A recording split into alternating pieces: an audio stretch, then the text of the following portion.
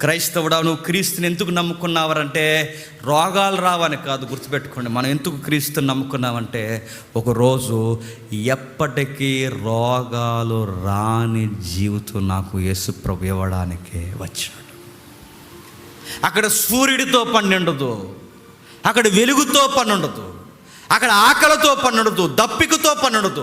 ఆ లైఫ్ ఎలా ఉంటుందంటే అచ్చు ఏదేను వనపు జీవితం ఉండబోతుంది. ఏదేను వనపు జీవితం రాబోతుంది.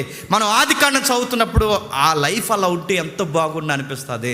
మీరు ఇంటికి వెళ్ళిన తర్వాత చదవండి, ఆ లైఫ్ మళ్ళీ ప్రకటన గ్రంథంలో కనబడుతుంది.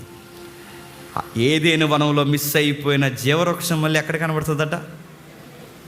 పరదేశులు. అంటే ఆ జీవవృక్షం ఎక్కడని చెప్పండి? పొయిటిక్గా ఆ పరదేశంలో ఉంది.